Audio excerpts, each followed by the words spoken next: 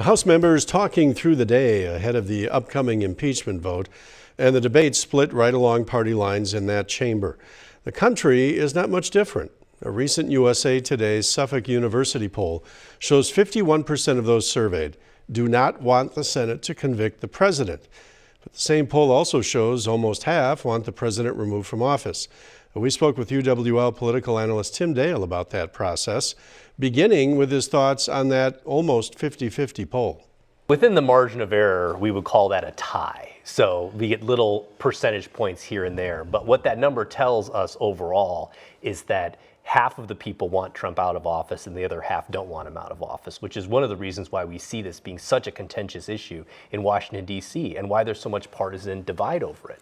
The country is not unified in thinking that the president did anything that was impeachable. But the people that think what he did was wrong really think what he did was wrong. And the people who are defending him have really circled the wagons and think that it's completely legitimate to remove him from office. So that number, even though those numbers are super close, they really tell us that the country is divided 50-50. We have watched the partisan nature of this impeachment process. Have other impeachments been similar?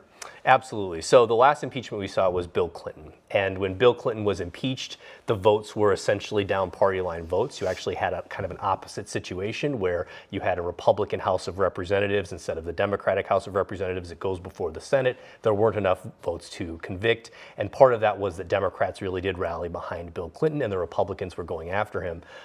There's a lot as a parallel to that situation here. The parties are switched, but you have a president who's being accused of wrongdoing and the opposite party is convicting voting to impeach. And what we see is the Republicans now in power in the Senate are going to leave the president in office. And then what does this impeachment process mean for the 2020 election? We see that the country is pretty evenly divided. Even though Trump's approval rating is below 50%, the people who support the president, very strong support. The people who support the Democrats, very strong support. So we're looking at really a very small percentage of people who are going to decide the election. Those people are probably tired of hearing about politics. They probably aren't tuned in very closely. They're going to make their decision much closer to the election. So it will only serve to heat up political debates, make them more contentious.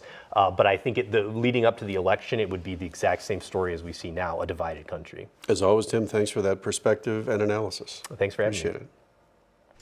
That impeachment vote still to come. Democrats who control the House will most likely vote to approve the 2 articles against the president. The process then moving to the Senate, controlled by Republicans. The expected outcome, the Senate will not convict.